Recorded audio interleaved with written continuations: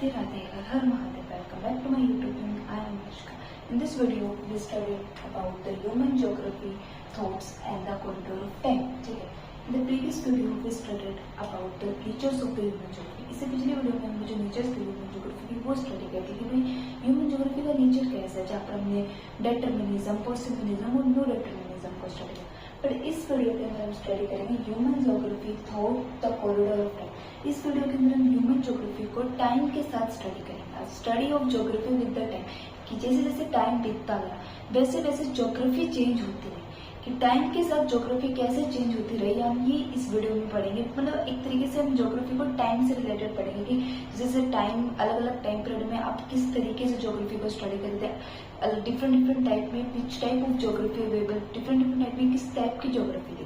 देखो physical geography की तो वैसे बात करें, फिजिकल ज्योग्राफी तो आज से 2000 साल पहले भी बिल्कुल सेम थी और आज भी सेम। आज से 2000 साल पहले भी माउंटेन्स थे, आज से 2000 साल पहले भी ग्लेशियर्स थे, आज से 2000 साल पहले भी ओशंस थे। बट ज्योग्राफी चेंज किसमें है? ह्यूमन ज्योग्राफी में। आज से 2000 साल पहले ह्यूमंस बिल्कुल सेम थे, जैसे कि आज अगर आप प्रेजेंट डे में जो ह्यूमंस को देखते हो सेम आज से 2000 साल पहले थे ह्यूमंस में। आज से 2000 साल पहले ह्यूमंस को खाना, आज से 2000 साल पहले ह्यूमंस को नहीं तो कुछ भी नहीं पता था, ना उनको खाने का पता था, ना उनको अच्छा पहनने का पता था, ना उनको अच्छा ओढ़ने का पता था, उन्हें कुछ नहीं पता था। They are dominated by the nature. आज से 2000 साल पहले अगर हम देखें तो नेचर बिल्कुल ह्यूमंस को डोमिनेट करता था, क्योंकि हम पिछले वीडियो में पढ़ के भी हमने पिछले वीडियो में जो डिटरमिनिज्म का कॉन्सेप्ट पढ़ा था उसके अंदर हमने पढ़ा था ना कि कैसे जो नेचर है वो ह्यूमन को डोमिनेट करता था। Nature is the super power and human being are the just passive agent.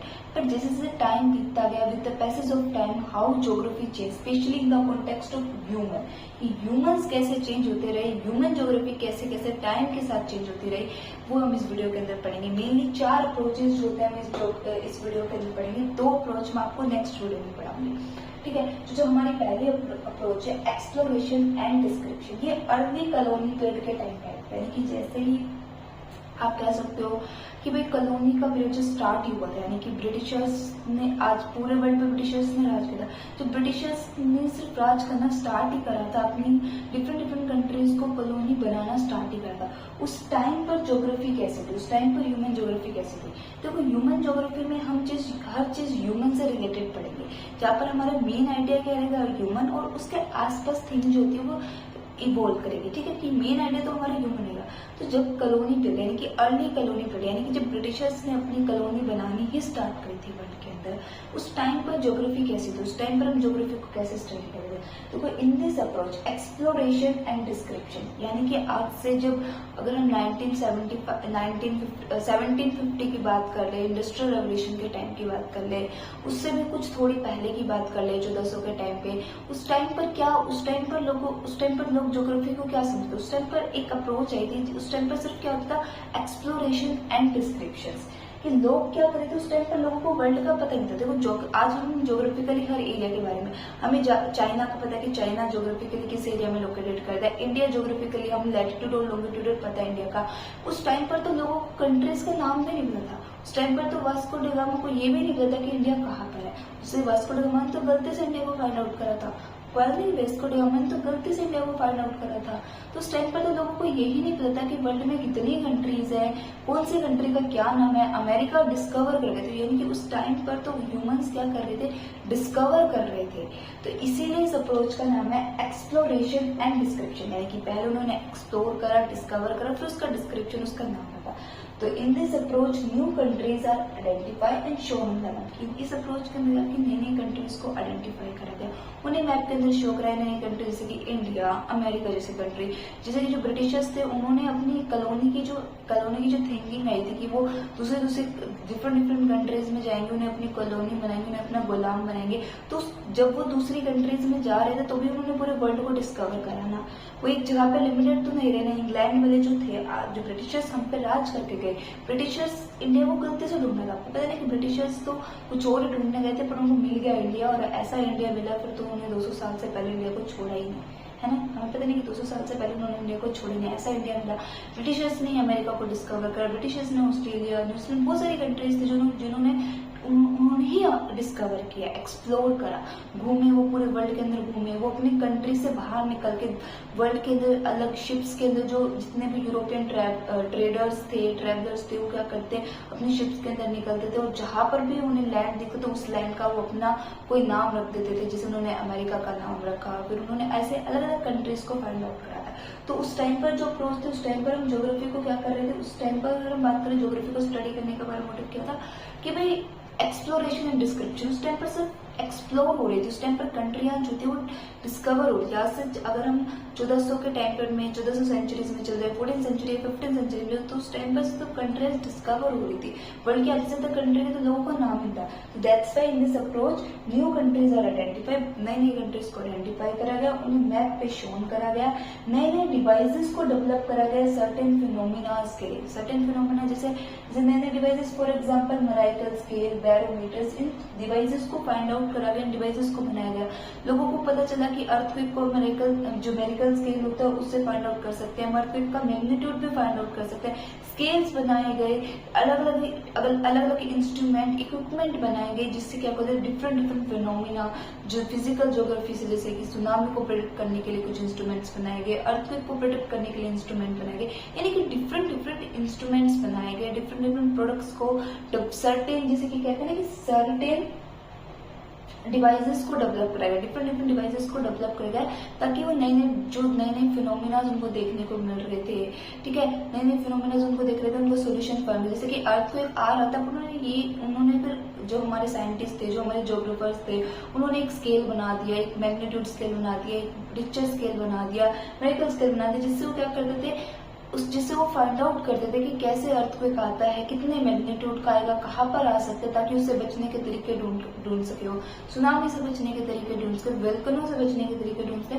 तो डिफरेंट डिवाइसेस भी उस टाइम पर इसी मतलब अर्ली कॉलोनी पीरियड के टाइम पर डिवाइसेस भी डेवलप हो रहे थे और साथ में नई नई कंट्रीज जो थी वो भी ढूंढी जा रही थी। वर्ल्ड मतलब एक तरीके से वर्ल्ड बन रहा था। आज आप जो वर्ल्ड मैप देखते हो वो मैप कॉलोनी पीरियड से, जब ब्रिटिशर्स ने वर्ल्ड को ढूंढना स्टार्ट करा, ब्रिटिशर्स ने डिफरेंट कंट्रीज को ढूंढना स्टार्ट करा, फिर उन्हें नाम दिया कि इस कंट्री का ये नाम रहेगा। तो इस तरीके से तो हमारा जो वर्ल्ड मैप बना था।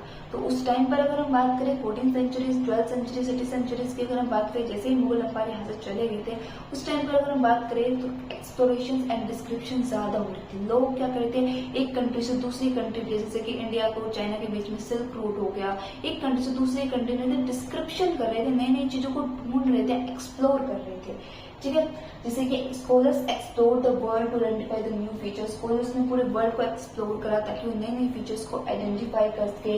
नेचुरल लैंडस्केप्स, उन्होंने कितने सारे लैंडस्केप्स को, नेचुरल लैंडस्केप्स की डिस्क्रिप्शंस दी। जैसे कि आप कह सकते हो क्रिस्टोफर कोलंबस ने जैसे अमेरिका को डिस्कवर किया था, तो क्रिस्टोफर कोलंबस ने जब अमेरिका को डिस्कवर किया तो उन्होंने जो अमेरिका की लैंड पे पहुंचे तो उन्हें पता चला वो अमेरिका के पास इतने नेचुरल रिसोर्सेज, अमेरिका के पास तो कितने नेचुरल रिसोर्सेज है, ये नेचुरल रिसोर्सेज मेरी कंट्री के लिए कितने काम आ सकते हैं, नेचुरल रिसोर्सेज से कितने अमीर बन सकते हैं, कितने ज्यादा डेवलप्ड हो सकते हैं, ठीक है। तो नई नई नेचुरल लैंडस्केप्स को प्रोवाइडेड किया, नई नई नेचुरल लैंडस्केप उन्होंने ढूंढे, उनको डिस्क्रिप्शन दिया, उनको नाम दिया, उनको पहचान दी, ठीक है।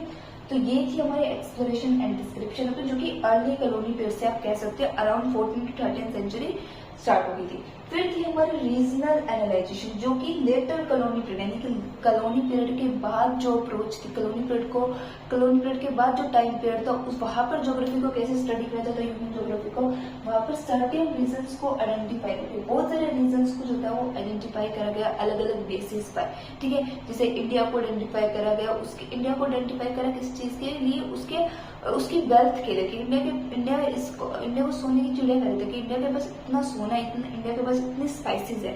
वो वेल्थ और स्पाइसेस के लिए जो था वो इंडिया को डिस्कवर करा गया, उस रीजन को इंडिया को ऐसा आइडेंटिफाई करा गया कि भाई यहाँ पर आपको सोना बहुत मिलेगा, यहाँ पर स्पाइसेस बहुत मिलेंगे। यानी कि अगर हम वेल्थ के मामले में देखें तो हम बहुत अमीर थे।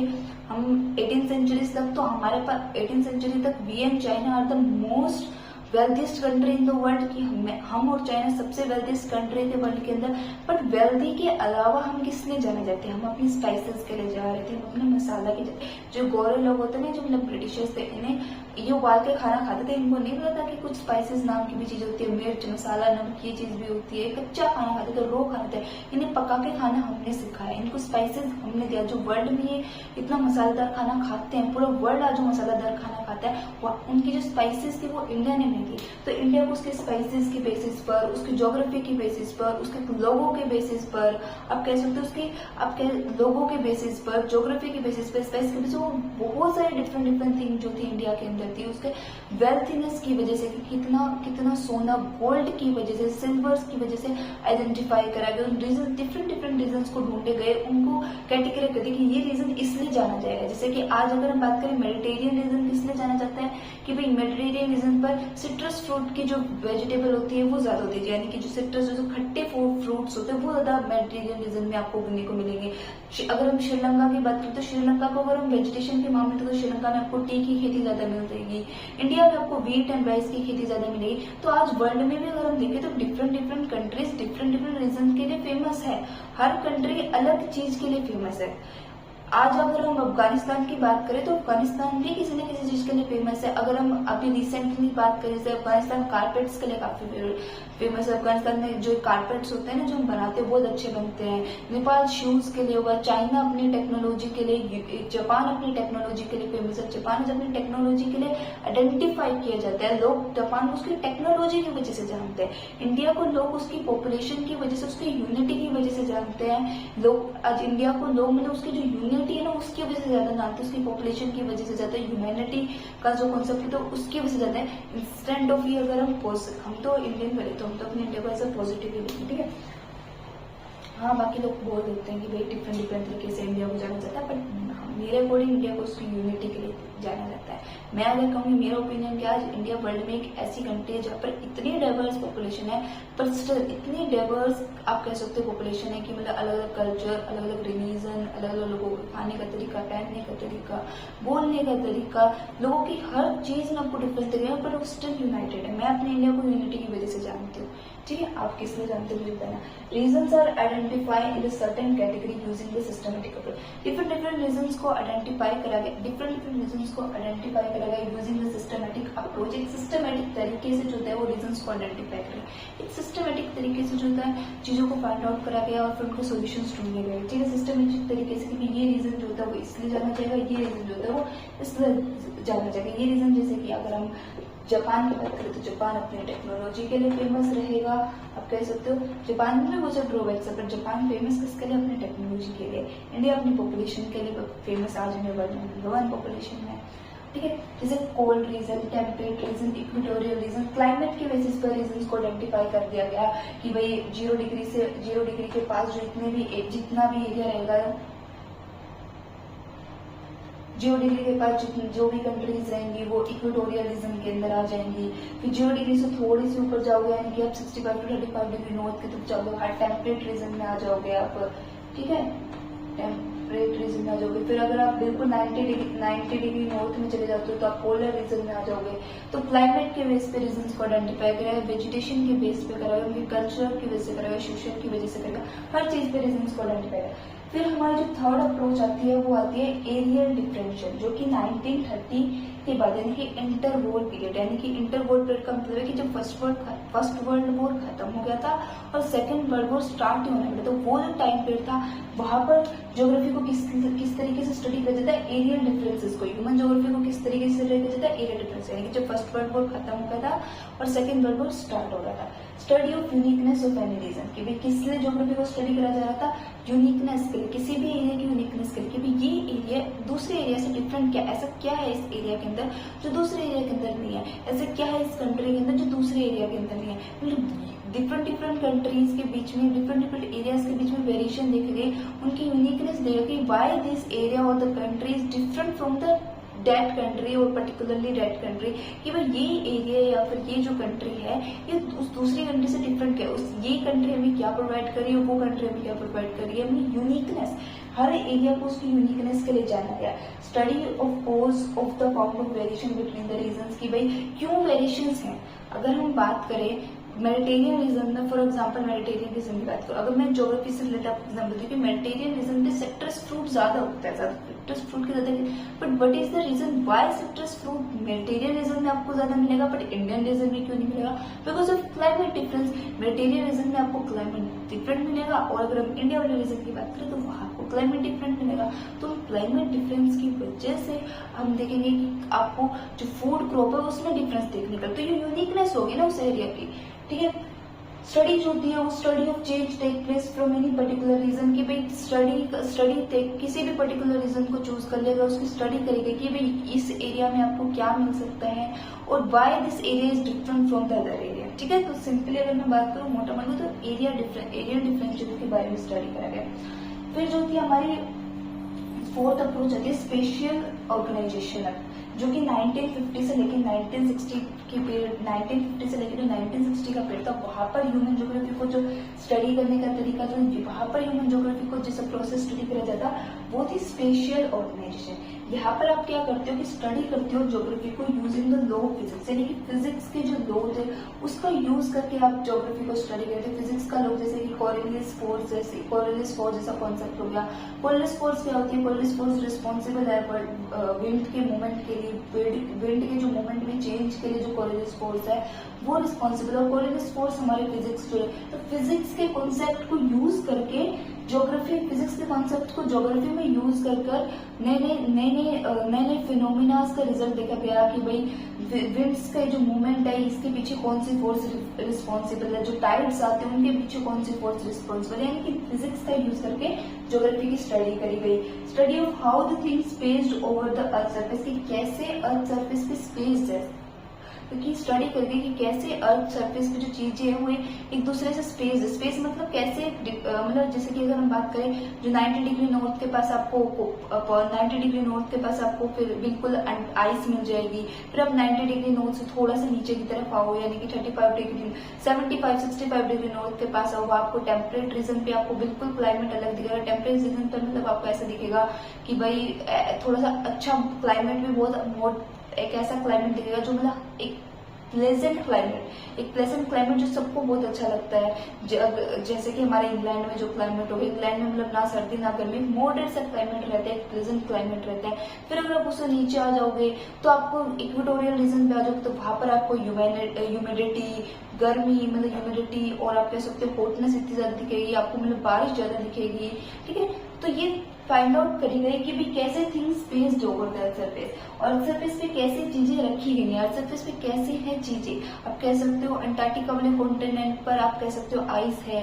फिर अमेरिका में आपको मतलब डिफरेंट कॉन्टिनेंट्स को स्टडी करा गया, डिफरेंट कॉन्टिनेंट्स में देखा गया कि किस एरिया में किस टाइप की वेजिटेशन है, किस एरिया में, किस कंट्री में, किस कॉन्टिनेंट में किस टाइप्स के एनिमल्स मिलते हैं जो दूसरे कॉन्टिनेंट में नहीं मिलते, ठीक है। तो ये सारी चीजें यानी कि स्पेस्ड की कैसे अर्थ सरफेस पे थिंग्स स्पेस्ड है, पॉपुलेशन कैसे स्पेस्ड है, पॉपुलेशन का जो पॉपुलेशन आपको हमें पता है कि 90% पॉपुलेशन जो होती है वो हमारे नॉर्दर्न हेमिस्फीयर में रहती है, सिर्फ 10% पॉपुलेशन जो होती है वो हमारे सदर्न हेमिस्फीयर में रहती है। तो चीजें देखेंगे कि पॉपुलेशन, ज्यादा पॉपुलेशन कौन से एरिया में रहती है, ज्यादा पॉपुलेशन वर्ल्ड के कौन से पार्ट पे रह रही है, फिर क्यों रह रही है। तो इस तरीके की स्टडी करी गई, जहाँ पर सिर्फ स्टडी को जो मेन एस्पेक्ट था वो ह्यूमंस को लेके कहा था।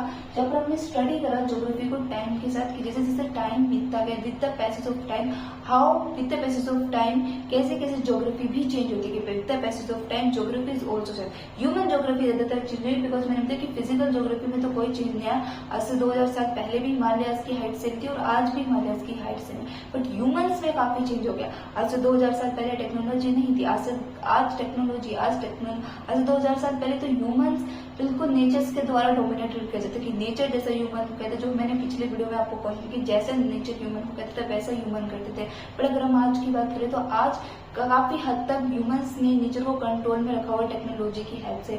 तो ये हमने स्टडी करा कि with the passage of in this video just we are studied, कि इन दिस वीडियो में यही स्टडी करा कि कैसे ह्यूमन ज्योग्राफी चेंज होती गई टाइम के साथ साथ। ये हमारी 4 अप्रोच थी इस वीडियो की। इस जो टॉपिक है human geography thoughts corridor of time, इसकी 2 अप्रोच और रहती है, वो नेक्स्ट वीडियो के अंदर पढ़ेंगे। हमारी मेनली 4 अप्रोच थी जिसमें हमारी exploration and description, regional analysation, area differential और आप कह सकते हो स्पेशल ऑब्जर्व, टाइम पीरियड के साथ बताइए आपको, ठीक है।